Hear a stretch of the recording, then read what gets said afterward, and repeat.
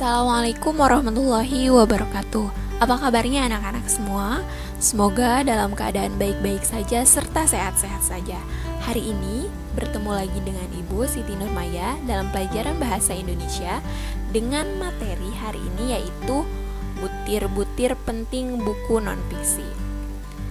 Untuk lebih lanjut, yuk kita simak sama-sama materinya.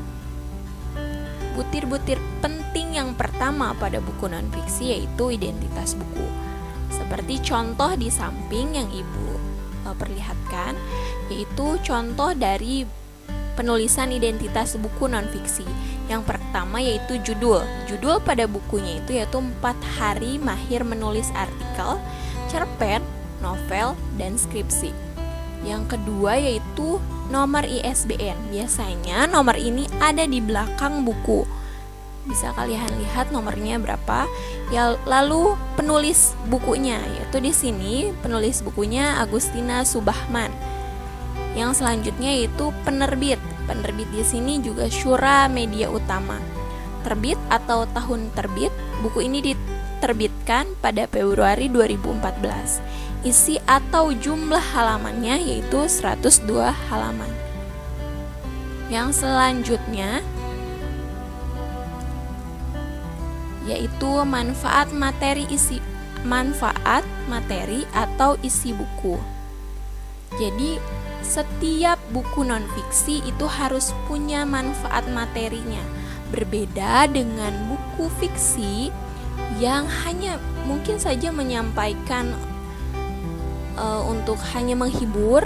Berbeda dengan buku non-fiksi, di dalamnya harus ada berupa pengetahuan, manfaat kepada pembaca ketika membacanya, dan juga di sini diharapkan pembaca menuliskan manfaat dari buku yang telah dibaca.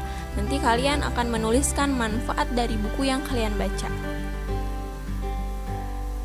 Yang ketiga yaitu format buku. Format buku sangat menentukan seberapa besar pembaca tertarik pada isinya, seperti sampul buku, daftar isi, kata keterangan, bab, subtema, dan yang lain-lain. Seperti contohnya di sini, ketika kalian melihat covernya, yaitu dengan warna merah dan kuning, serta tulisannya yang menarik, pasti kalian pun jadi tertarik untuk membaca buku tersebut. Yang selanjutnya yaitu atau yang keempat yaitu mengenai penyajian materi atau isi buku. Penyajian materi dalam buku non-fiksi harus menarik, terutama dalam penyampaian isinya. Contohnya di sini matematika, berarti supaya menambah menarik lagi, menambah paham lagi, harus ada grafik, gambar, ilustrasi, dan tabel.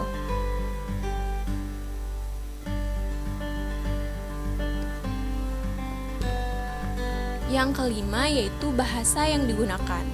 Bahasa yang digunakan dalam buku non-fiksi hendaknya bahasa yang lugas, logis, menarik, dan mudah dipahami.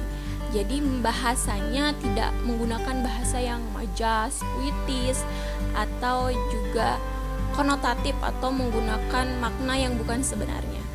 Non-fiksi berarti harus menggunakan makna yang sebenarnya sehingga orang ketika baca paham dan langsung menangkap apa isi dari informasi yang disampaikan dari penulis untuk pembaca.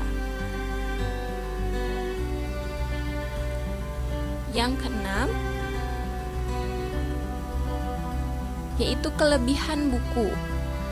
Buku non-fiksi dianggap memiliki kelebihan apabila memenuhi kebutuhan informasi dan isinya dapat dipertanggungjawabkan, menyajikan sebuah perspektif yang baru dan segar terhadap sebuah topik dan memberi inspirasi. Berbeda dengan tadi, kalau buku fiksi itu hanya mungkin menghibur saja, tapi kalau buku non-fiksi mempunyai kelebihan lain yaitu untuk menambah informasi, pengetahuan kepada pembaca. Nah, ini nanti kalau kalian Ibu suruh untuk menuliskan kelebihan sebuah buku ketika Ibu tugaskan menuliskan sebuah kelebihan buku atau menilai sebuah buku, ini adalah contohnya. Misal, contohnya adalah kelebihan dari buku ini banyak sekali tokoh yang bisa dijadikan teladan. memberikan pelajaran moral yang baik dan makna dari sebuah kehidupan yang tidak bisa ditebak. Selain itu, kelebihan dari buku ini adalah gambar ilustrasi yang membuat pembaca dapat membayangkan kejadian yang diberitahukan oleh buku ini. Namun, kekurangan yang terdapat dari buku ini adalah kata-katanya yang sulit dipahami karena menggunakan kata-kata daerah yang jarang digunakan. Selain itu, harga buku yang mahal membuat peminat ragu untuk membeli buku ini. Ini adalah salah satu penilaian terhadap sebuah buku.